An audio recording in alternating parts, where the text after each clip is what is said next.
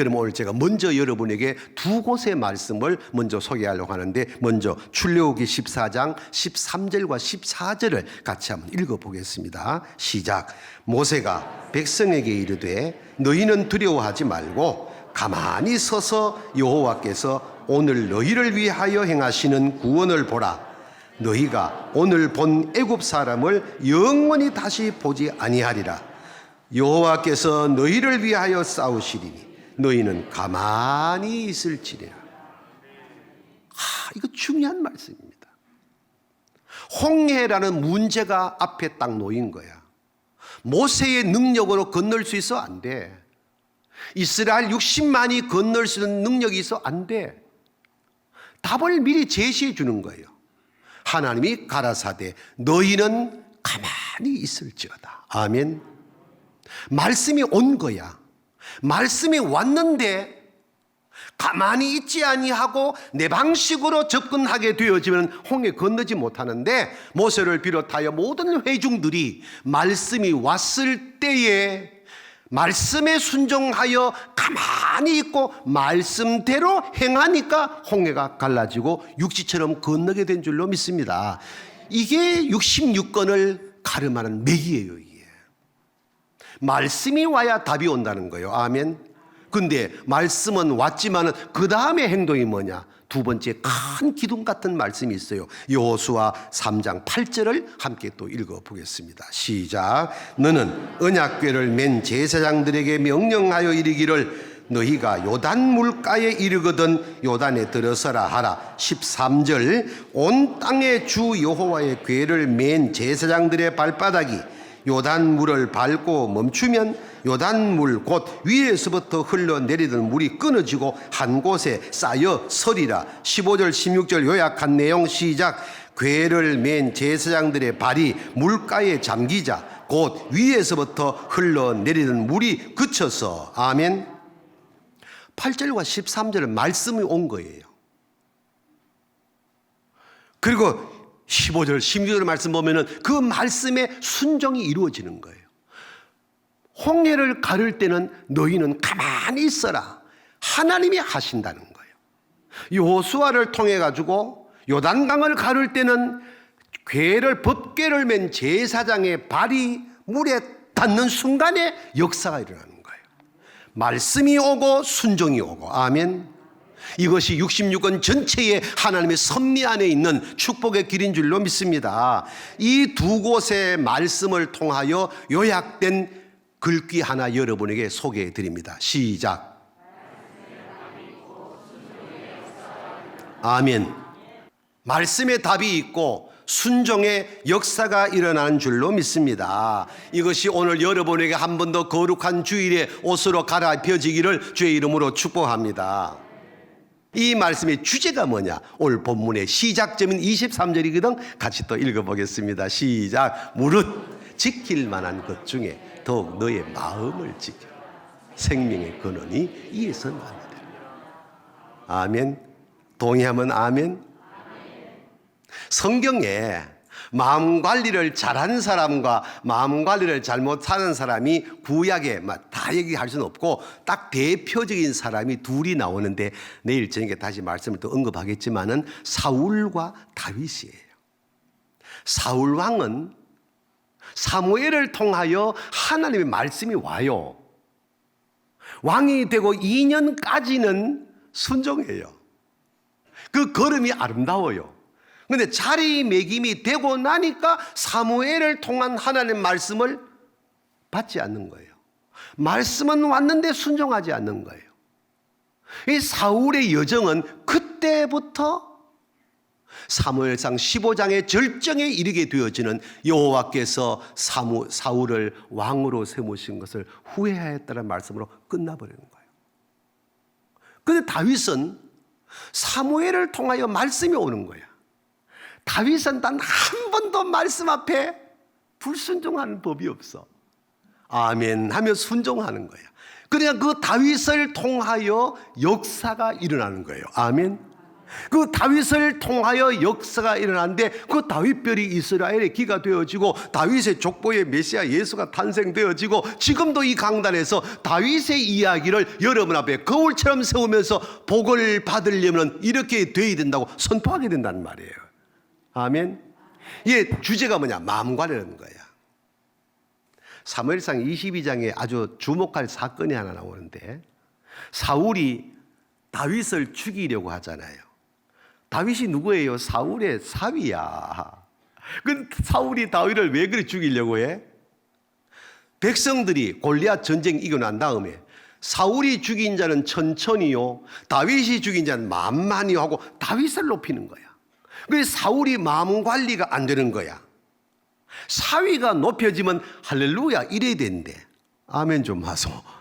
아니 사위가 칭송받으니까 열받은 거야.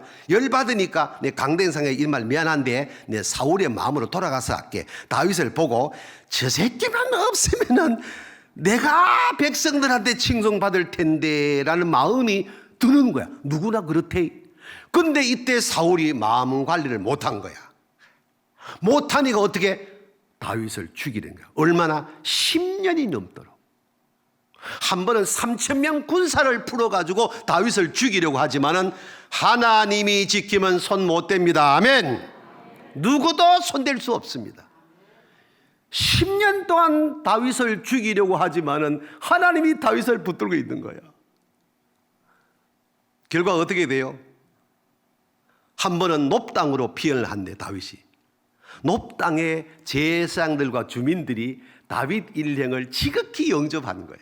그때 다윗을 영접하고 다윗을 도와주면은 사울에게 찍혀서 도살되는 거야. 죽는 거야. 근데 높당의 제사장들과 주민들이 다윗이 피난길을 가는데 우리 마을로 온다는 얘기를 듣고 지극정성으로 섬기고 예물 드리고 먹을 것 드리고 살폈단 말이야. 요때 도액이라는 사람인데 어느 단체나 이런 사람 하나가 둘이 있대. 도액이 사울에게 신고를 하는 거야. 높당의 제사장들이 다윗을 섬겼더라. 사울이 보고를 받고 열받은 거야. 당장 높당의 제사장들을 전부 죽여버리라 그랬어. 근데 모든 백성들이, 신하들이 제사장을 손대면은 하나님을 손대는 건 똑같으니까 전부 두려워서 나서지를 아니하니까 사울이 도액을 보고 내 이름으로 명하노니 네가 이 일을 행하라 하여 도액이 가서 사울의 왕의 이름으로 85명 제사장을 죽이는 거예요. 처절한 일이 벌어지는 거예요. 이때 아히멜렉 제사장의 아들 아비아달이 겨우 도망을 해서 살아나가지고 어디가 다윗에게 가서 이 상황을 보고를 하는 거예요. 이때 다윗이 그 자리에 엎어져 통곡하며 내 탓이로다, 내 탓이로다, 내 탓이로다. 이게 다윗의 애티튜드, 마음 관리예요. 따라합시다. 내 탓이로다. 이 다윗의 고백한 이 마음 관리가 있는 가정이나 기업이나 공동체나 정치 현장은 백성들이 행복합니다. 그러나 너 탓이라고 하는 순간에 모든 것은 다 벌판이 되는 겁니다. 어디 이뿐입니까? 사무엘상 17장에 다윗이 골리앗을 이기는 사건이 나오잖아. 이러면 다윗은 백성들이 뭘 합니까? 다윗이 죽인 자는 만만이요 사울이 죽인 천천히 하면 다윗이 우쭐하고 포음 잡을 수 있는데 어디를 찾아봐도 원문을 찾아도 다윗이 어깨를 목을 마음을 높인 곳이 한 군데도 없어. 하나님이 하셨다는 거예요. 이 마음 관리가 되니까 잘 때어도 교만하지 아니하고 높은 자리 가도 교만하지 아니한다는 거예요. 어디 그뿐이에요? 사무엘상 22장 내려오게 되어져요. 다윗이 사울의 칼날을 피하여 도망을 가. 엔게디 골짜기에 숨었어. 맨날 피해 다니니까 숨어있는 동굴 안쪽에 숨어있는데 사울이 거기에 다윗이 숨어있는 줄도 모르고 볼일 보러 들어왔어. 신하들이 사울을 죽일 절호의 기회입니다. 이거는 하나님의 뜻입니다. 옆에 우리 인사하자. 하나님의 뜻을 지멋대로 해석하지 말라. 아멘 좀 하소. 신하들이 다윗한테 이거는 하나님이 주신 기회입니다. 사울을 죽입시다 하니까 그때 다윗이 한 말이 뭡니까? 여호와의 기름 부은 종을 내가 어찌 손을 대랴. 이거 중요한 얘기입니다. 그리고 볼일 보는 사울의 옷자락만 살짝 잘라가지고 있다가 사울이 나간 다음에 뒤따라가서 왕이여 아버지여 왜 그렇게 나를 괴롭힙니까? 왜 그래 나를 죽이려고 합니까? 나를 왜 이렇게 힘들게 합니까? 아니가 내가 왕을 죽일 수도 있었사오나 여호와의 기름 부은 종인데 내가 어떻게 하오리까? 이거 보십시오. 옷자락이 여기 있습니다. 사울이 딱 보니 정신이 번쩍 들거든. 아들아 내가 잘못했다. 그러나 마음 관리가 영적으로 관리 안 되고 악한 영이 지배하면은 회개도 가짜 회개가 되는 거야. 이때 다윗의 마음자리, 애티튜드, 마음 관리가 잘 되기 때문에 하나님이 다윗을 복으로 인도한 줄로 믿습니다. 사무엘하 16장 아들 압살롬이 배반하여 감람산을 향하여 기드론 시냇가를 죄인된 모습으로 머리 풀어 다 얼굴 가리고 신발도 미처 신지 못하고 엉엉 울면서 직원들과 도망을 가는 거야. 도망가는 상황의 설상가상으로 하찮은 신하 시므이가 따라오면서 돌 던지고 모래 뿌리고 악담하고 저주하고 아이고 네가 왕이가 꼴 좋다. 아이고 옛날에 잘 나갔지. 이게 네가 왕이가. 아니 한 번쯤 하고 그냥 멈추면 얼마나 좋으노. 계속 따라오면서 그러는 거라. 다윗은 이걸 들었는지 못 들었는지 그냥 계속 울고 가는 거야. 수비대장 아비새 장군이 다윗을 호위하고 가면서 똑같이 말 듣잖아. 악담을 듣다가 못 참아서 아비새가 장군이 그러잖아. 왕이여 저 죽은 개 같은 시므이가 왕을 저렇게 모독하고 욕하는데 귀에 안 들립니까? 제가 건너가서 단칼에 목을 치고 오겠습니다. 그때 다윗의 애티튜드 가만 두어라. 자식이 애비를 배반하는 판에 저가 나를 욕하는 게 저주하는 게 뭐 그리 이상하냐? 그 다음 말입니다. 내가 원통하면은 하나님이 갚으시리라. 이게 무서운 말입니다. 이게 누구나 사람은 보편적으로 이 상황에 당장 끝내라 할 수 있는 상황이고 시므이 같은 존재는 낙엽만큼 못한 존재지만은 다윗은 아니야. 가만 두어라. 내가 원통하면 여호와께서 갚으시리라. 그 이후의 역사가 전개가 됩니까? 시므이는 성경 66권에 가장 저주받은 존재가 됩니다. 무서운 얘기입니다. 사람은 손보는 게 한계가 있지만은 하나님이 손보면 허리 부러집니다. 우리가 하나님 앞에 다 실수하고 허물 많고 죄인들이지만은 하나님 앞에는 손봄이 없는 축복받은 자리에 있기를 축원합니다. 사람과의 관계는 부부도 다툴 수 있고 형제도 다툴 수 있고 하나님에게는 그러면 안 됩니다.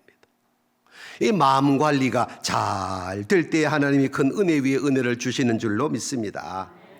범죄 심리학자 소프 박사가 아주 우리가 기억할 말을 하나 사용했더라고. 교도소에 갇힌 사람들과 수녀원에 있는 분들의 차이가 뭐냐? 상황은 똑같거든. 막말 쓰면 다 갇혀 있는 거 똑같거든. 근데 차이가 뭐냐? 교도소에 갇혀 있는 사람은 하루 종일 불평하고 요구만 하지만 수녀원에 있는 분들의 하루 종일은 감사와 기도밖에 없다 했습니다. 삶의 자리가 어떠하든 내가 있는 곳은 이 세상은 어차피 삶의 울타리 안에 있는 겁니다. 저와 여러분의 삶은 어디에 있든지 무엇을 하든지 어떤 상황에 이르든지 감사하는 마음을 갖기를 바랍니다. 기도하는 마음을 갖기 바랍니다. 왜? 말씀이 오고 말씀에 순종하면은 답은 하나님이 역사를 이루어 주시는 겁니다. 이걸 깨닫지 못하면 안 된다는 거예요. 근데 성경에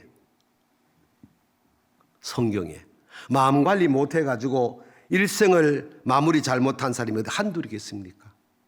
가인이 마음 관리 잘못해서 동생 아벨을 돌로 때려 죽입니다. 에서가 마음 관리를 못해서 축복의 그 권한을 넘겨버리고 말았습니다. 사울이 마음 관리 못해서 15장으로 사울의 족보가 마무리가 됩니다. 삼손이 마음 관리 잘못해가지고 그 사사의 이름이 아름답지 못하게 되어지고 말년에 두 눈 빼이고 다곤 신전에서 쓰려 죽임을 당합니다. 발람이 마음 관리 잘못해가지고 모압에서 요청하는 이스라엘을 한 번만 저주하면 이 모든 거 다 줄게 하는 물질의 눈이 어두워 모압으로 가다가 나귀에게 창피를 당하고 유다서의 기록들은 저주받은 사람이 하나가 됩니다. 가룟 유다가 마음 관리 잘못해서 예수를 팔아먹습니다. 유다가 예수를 왜 팔아요? 요한복음 13장 2절 말씀에 마귀가 가룟 유다의 마음에 예수를 팔려는 생각을 넣었더니 유다가 예수 팔. 유다가 예수를 왜 팔아요? 마음 관리가 안 되니까 성령으로 말씀으로 충만해야 마귀 사단이 나의 마음에 들어오지 못하는데 말씀이 내게 왔지만 순종하지 아니하니까 마귀가 유다의 마음을 지배해 버리는 거예요. 그러니까 예수를 팔아라. 유다가 파는 거예요. 고라가 마음 관리 잘못해서 왜 모세만 지도자냐, 나도 모세보다 훨씬 낫다고 반기를 들다가 하나님이 화가 나가지고 땅을 갈라 불이 올라와 250에 작당하는 사람을 몰살다 시켜버리고 말았어요.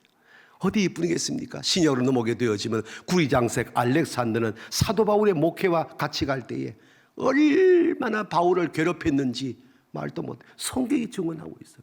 허머게네와 부겔로 같은 사람은 입에서 나오는 말이 종기가 썩어서 냄새 나는 것 같은 말을 바울 사도가 목회를 할 때 그렇게 악담을 한 사람들이에요. 성경 연구해 보세요. 마음 관리 잘못한 사람들의 마무리가 어떻게 전개되고 있으며 마음 관리가 잘 된 사람의 그 범사가 얼마나 축복된 삶으로 이어진가 성경이 증거하고 있잖아요. 그러므로 우리의 행복 지수는 말씀이 와야 되고 말씀에 순종하는 은혜가 더하게 되기를 주의 이름으로 축복합니다. 마음 관리보다 더 좋은 게 없는 거야. 내 마음에 믿음이 딱 존재하게 되어지면은 모든 사건들이 이해가 되고 이해가 되니까 관용이 되고 관용이 되니까 용서가 되고 용서가 되니까 사랑이 되는 거예요. 아멘. 그래 그 다음에 나오는 말은 기도의 말이 나오고 찬송의 말이 나오고 감사의 말이 나오고 축복의 말이 나오고 아멘의 말이 나오고 할렐루야. 이게 고린도서 14장 19절의 축복이라는 말이에요. 그런데 마음에 불신이 담기면은 천하장사 없다. 나오는 거는 다 불평이 나오고 원망이 나오고 비판이 나오고 정죄가 나오고 그리고 그 삶은 어디로 가? 어둠으로 자꾸만 가게 된다는 말이에요. 아까 말씀을 드렸잖아. 노란 안경 끼면 노랗게 보이고 빨간 안경 빨갛게 보이고 내 마음에 성령이 계셔서 내 마음 관리가 잘 되어지면 보이는 모든 게 주님의 사랑으로 보이는 거예요. 이것이 우리 교회의 기본 틀이 되는 줄로 믿습니다. 열왕기상 18장 19장 얘기를 정리할게. 18장은 엘리야가 바알과 아세라 선지자 850명과 기도 대결하여 여호와가 하나님이냐 바알이 하느냐 대결하여 누가 이겼대? 엘리야가 이겼죠? 모르나? 이겼어. 자, 껑충 뛰어넘어가서 지금 엘리야의 위치는 자리매김은 천상천하의 일인자야. 왜? 엘리야의 기도로 바알과 아세라 선지자 850을 이기고 도륙을 다 해버렸단 말이야. 아하방도 꼼짝 못하는 거야. 그리고 19장을 넘어오거든. 19장에 딱 오니까 앞도 뒤도 없이 이세벨의 조언을 받은 아합이 정신을 돌아가지고 엘리야를 죽이려고 뒤쫓아오는 거야. 엘리야가 도망을 가고 가다 로뎀나무 앞에 쓰러져서 갈 데가 없어. 지쳐 죽기 일보 직전인데 홀리터치 여호와의 사자가 임재하셔서 어루만지는 거야. 엘리야야 일어나라. 네가 가야 할 길이 있다. 할 일이 있다. 일어나라. 눈을 떠보니까 머리맡에 숯불에 구운 고기와 음식물이 있는 거야. 먹고 기력을 회복한다 싶으면 또 질사. 일어나라. 가야 된다. 할 일이 있다. 그래서 엘리야가 다시 일어나서 호렙에 가서 제2의 사명을 하게 되는 거예요. 18장과 19장이 왜 성경 말씀 센터에 있냐는 거예요. 저와 여러분이 오늘을 살아가는 삶의 내용을 미리 하나님은 열왕기상 18장과 19장을 통하여 보여주신 줄로 믿으시길 바랍니다. 누구나 18장의 엘리야의 자리에 이를 때가 있습니다. 그럴 때 엘리야가 내가라는 것이 몸 전체에 굳어버립니다. 그런데 하나님은 네가 아니다, 내가 한 것이다라는 것을 역사에 남기기 위하여 19장에서 엘리야를 기억하시기 바랍니다. 18장과 19장의 교훈은 무서운 교훈이에요. 여러분도 저도 우리 교회도 앞으로 엄청난 복을 받을 줄로 믿습니다. 우리 교회는 지금요, 이 코로나 시대에 이렇게 예배가 진행되는 교회, 1년 내내 전국교회를 다니지만 이렇게 아름답게 예배가 진행되는 교회가 많지 않습니다. 정말입니다. 앞으로 우리 교회는 코로나 끝나면은 역사가 일어날 줄로 믿습니다. 저는 본 환상이 있어요. 이것이 우리 교회 기본 틀입니다. 이러할 때에 열왕기상 18장과 19장을 잊으면 안 돼. 내가 했다 아니야, 하나님이 하시는 거야. 내가 이렇게 하여 아니야, 하나님이 하시는 거야. 이걸 잊어버리면 안 된다는 것을 열왕기상 18장과 19장을 통해서 그림처럼 보여준 거예요. 하나만 더, 여호수아 6장 여리고 성이 무너져. 그야말로 장관 같은 일이 벌어진 거예요. 근데 여호수아 7장에 뭐가 나타납니까? 아이성 사건이 이어져. 6장에서는 난공불락의 여리고 성을 무너뜨렸어. 그리고 7장 넘어오니까 여리고 성과는 비교가 안 되는 조그만 아이성이 있어. 백성들이 여호수아에게 뭘 합니까? 여리고 성도 무너뜨렸는데 저까지 아이성은 우리 다 올라갈 거 없습니다. 2-3천 명만 올라가도 됩니다 이러잖아. 여호수아가 깜빡해버린 거야. 6장의 사건은 하나님이 하신 건데, 아멘.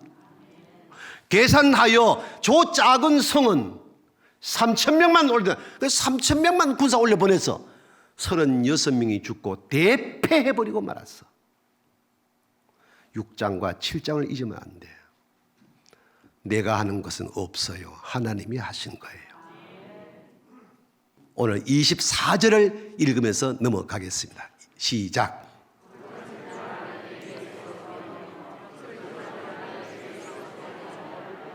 아멘. 1년 내내 전국을 다니지만 어디든지 말이 교회를 세우기도 하고 교회를 무너뜨리기도 하는 거예요. 우리 교회의 강점은 입을 잘 관리해야 돼. 입 관리가 어디서 나와? 마음에서 오는 거예요. 입을 잘 관리해서 비뚤어진 말 하지 않기를 축복합니다. 25절 시작.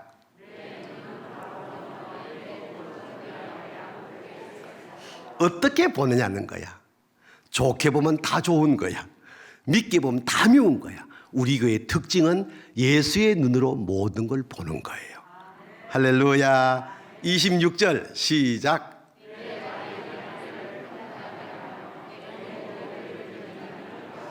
시편 1편 1절 복 있는 사람은 악인의 꾀를 따라가지 아니하며 죄인의 길에 서지 아니하고 오만한 자리에 앉지 않는다. 가는 발이 축복의 발걸음이냐 저주의 발걸음이냐 흥한 발걸음이냐 몰락의 발걸음이냐 누구도 아니라 내가 그렇다는 거야. 내가 내 발을 잘 관리하여 옳은 길로 바른 길로 축복의 길로 가기를 바랍니다. 그 중심이 어디 있어? 마음에 있다는 거예요. 27절 시작.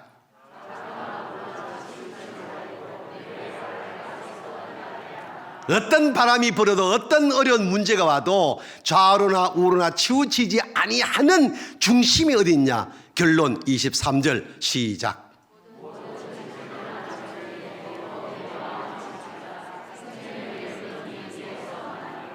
아멘. 부디 내 언제 살아가지고 다시 오는 날 되거들랑 이걸 다시 확인하겠지만은 부디 마음 관리 잘 하셔서 축복의 날들을 엮으시기를 주의 이름으로 축원합니다.